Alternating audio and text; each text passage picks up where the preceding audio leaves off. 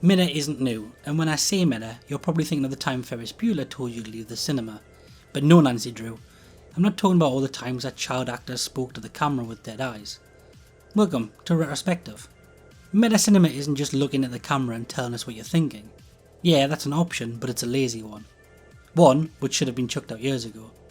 I like Ferris Bueller's Day Off, I really do, but as meta goes, it stretches as far as reading stage directions into a microphone.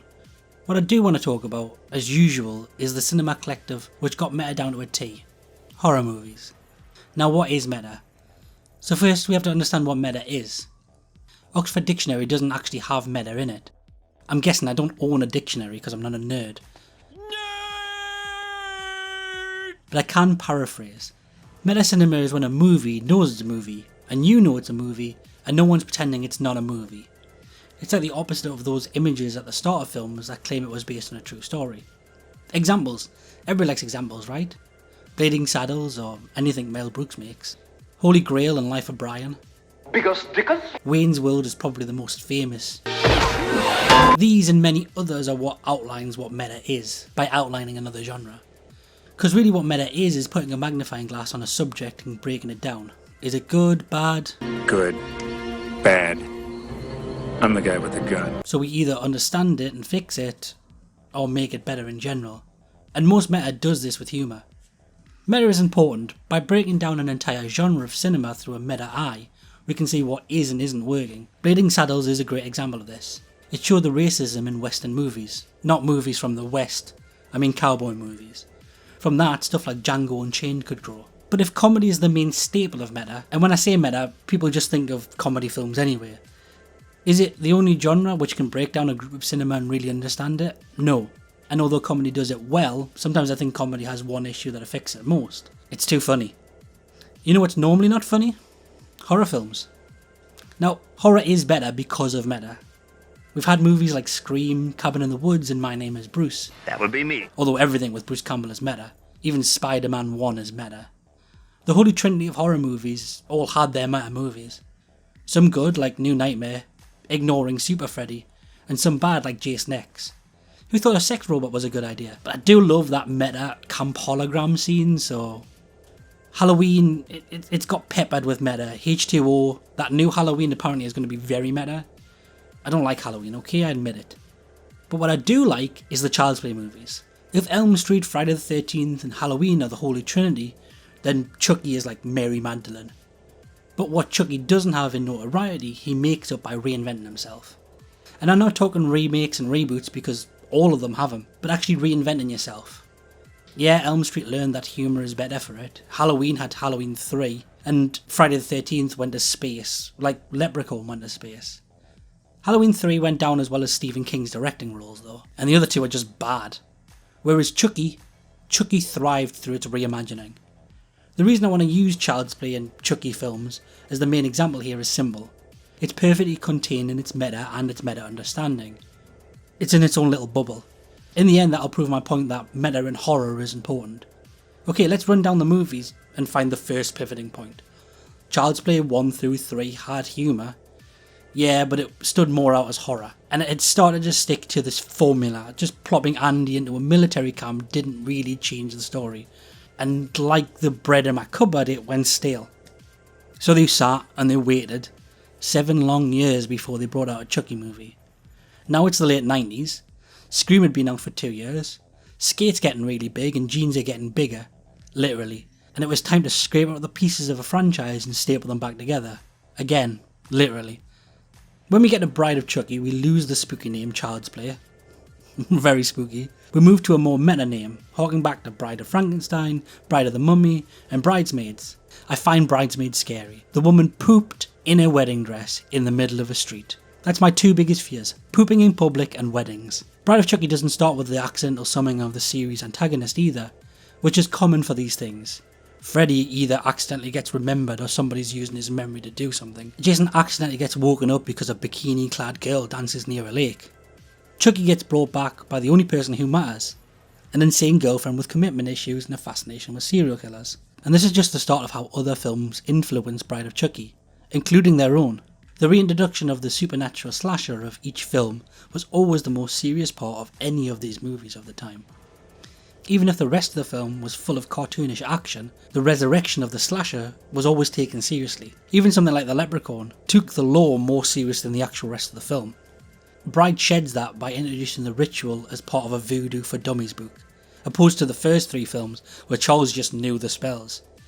And I can't even remember my phone number. How's this guy remembering a spell from a dead language? The biggest change from the original 3 films is we have no Andy in sight.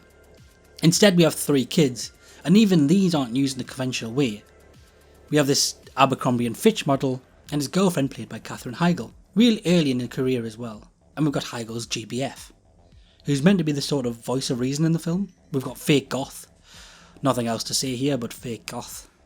I could jump into the fact that this fake goth is a reference to the fake slasher movies Don Mancini built this movie around, or the fake goth horror fans who thought Scream was the beginning of the slasher franchise.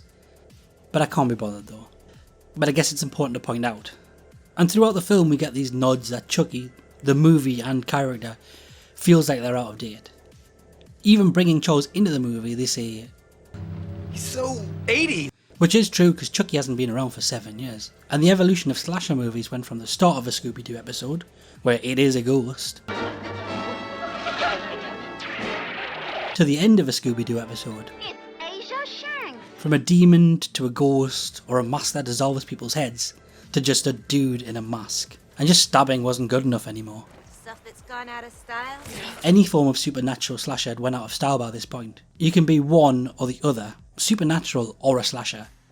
Because as Tiff says, God's sake, Chucky, drag yourself into the 90s. Stabbings went out with Bundy and Dahmer.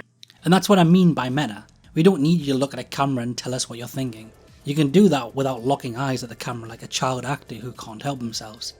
You can be meta in a movie by understanding you're A, in a horror movie, and B, know the horror movie you're in is incredibly out of date. Nostalgia's big right now, but in the 90s everything was looking forward. You can't look back when you're shredding. But sometimes the best way to move forward is to look back. Okay, so films are meta. Loads of films are meta. Why is it important?